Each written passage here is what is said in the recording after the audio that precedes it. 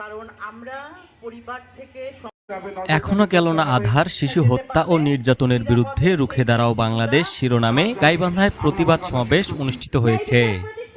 সোমবার 25শে মে সকালে শহরের গানাশাস মার্কেটের সামনে এ কর্মসূচির আয়োজন করে গাইবান্ধার সাংস্কৃতিক ও নাট্য সংগঠন সমূহ।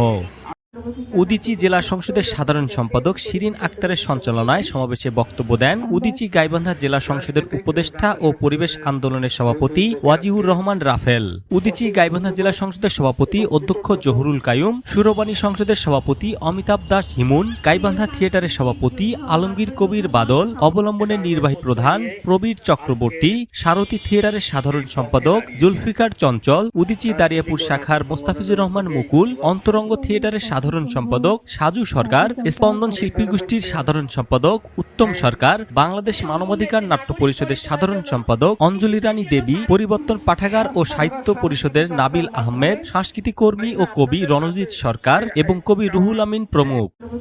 বক্তারা বলেন, দেশে শিশু হত্যা, ধর্ষণ ও নির্যাতনের ঘটনা উদ্বেগজনক হারে বৃদ্ধি পাচ্ছে।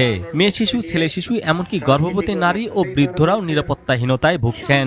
রামিসা সহ অতীতে সকল ঘটনার সঙ্গে জড়িতদের দ্রুত গ্রেপ্তার করে দৃষ্টান্তমূলক শাস্তি নিশ্চিত করার দাবি জানান তারা।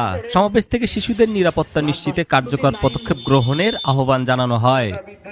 বক্তারা আরো বলেন, একটি মানবিক ও সভ্য সমাজ গঠনে শিশুদের নিরাপদ শৈশব নিশ্চিত করা অত্যন্ত জরুরি। শিশুদের প্রতি সহিংসতা ও নির্যাতন বন্ধে পরিবার, সমাজ ও রাষ্ট্রকে সম্মিলিতভাবে কাজ করতে হবে। এ সময় সাংস্কৃতিক কর্মী, নাট্য সংগঠনের সদস্য সহ বিভিন্ন শ্রেণী পেশার মানুষ উপস্থিত ছিলেন। মোস্তাফিজুর রহমান, মাধুকর.নিউজ।